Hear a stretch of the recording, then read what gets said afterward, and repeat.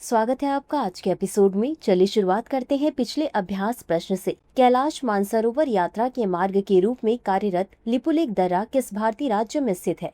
ए Sikkim, B Arunachal Pradesh, सी Himachal Pradesh, D Uttarakhand. इस प्रश्न का सही उत्तर है विकल्प डी उत्तराखंड। चलिए देखते हैं इसके विश्लेषण को। लिपुलेख दर्रा उत्तराखंड में स्थित है। यह मार्ग मानसरोवर, जो सीमा से लगभग 50 किलोमीटर दूर है, तक का सबसे छोटा मार्ग है, लेकिन क्षेत्र उबड़ खाबड़ होने के कारण यह यात्रा लगभग 200 किलोमीटर तक लंबी हो जाती है, अतः विकल्प डी सही है। अगर आप भी कर रहे हैं एसएससी की तैयारी तो जुड़िए दृष्टि आईएएस की नई पहल दृष्टि एसएससी से, जहां आपको मिलेंगी free live classes, PYQs, demo classes, notification videos और स्ट्रैटेजी। तो अभी सब्सक्राइब करें दृष्टि एसएससी। डिस्क्रिप्शन में दिए गए लिंक पर जाकर चैनल को सब्सक्राइब करें।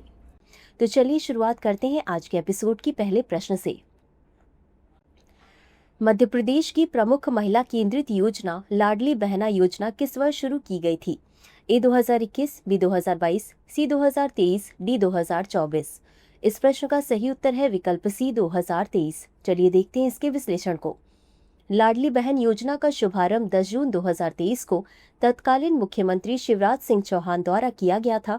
इसके तहत 23 से 60 वर्ष की आयु की विवाहित महिलाओं को प्रारंभ में 1000 रुपए प्रतिमाह की सहायता दी गई, जिसे बाद में बढ़ाकर 1250 रुपए प्रतिमाह कर दिया गया। इस योजना का मुख्य उद्देश्य मध्य प्रदेश की महिलाओं को आर्थिक रूप से सशक्त बनाना है। अगला प्रश्न है, डॉक्टर श्यामा प्रसाद मुखर्जी ने भारतीय जनसंघ की स्थापना किस वर्ष की थी? ए 1948, बी 1950, सी 1951, डी 1952। इस प्रश्न का सही उत्तर है विकल्प सी 1951। चलिए देखते हैं इसके विश्लेषण को। डॉक्टर श्यामा प्रसाद मुखर्जी ने 21 अक्टूबर 1951 को दिल्ली में भारतीय जनसंघ की स्थापना की, जो वर्तमान भारतीय जनता पार्टी का पूर्ववर्ती रूप है, और वे इसके प्रथम अध्यक्ष बने। वर्ष 1952 के आम चुनाव में पार्टी ने 3 लोकसभा सीटें जीती, जिनमें उनकी स्वयं की सीट भी शामिल थी, अतः विकल्प सी सही है। अगला प्रश्न है, उषा किरण योजना का प्राथमिक उद्देश्य क्या है? ए लड़कियों और बच्चों की शिक्षा के लिए सब्सिडी, बी घरेलू हिंसा का सामना करने वाली महिलाओं और बच्चों को सुरक्षा तथा कानूनी सहायता प्रदान करना, सी ग्रामीण महिलाओं में उद्यमशीलता को बढ़ावा देना, डी शहरी क्षेत्रों में महिलाओं को स्वास्थ्य बीमा उपलब्ध कराना। इस प्रश्न का सही उत्तर है विकल्प बी। चलिए देखते हैं इसके विश्लेषण को। उषा किरण योजना की शुरुआत मध्य प्रदेश सरकार द्वारा वर्ष 2006 में की गई थी। इसका उद्देश्य घरेलू हिंसा का सामना करने वाली महिलाओं और बच्चों को सुरक्षा तथा कानूनी सहायता प्रदान करना है।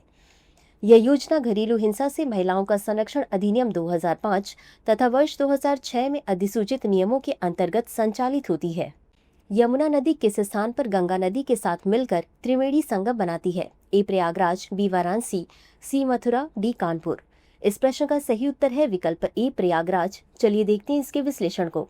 यमुना नदी दिल्ली, मथुरा, आगरा, फिरोजाबाद और इटावा जैसे महत्वपूर्ण शहरों से होकर बहती है। यह प्रयागराज में गंगा नदी के साथ मिलकर त्रिवेणी संगम बनाती है, जो हिंदुओं के लिए एक पवित्र स्थल है।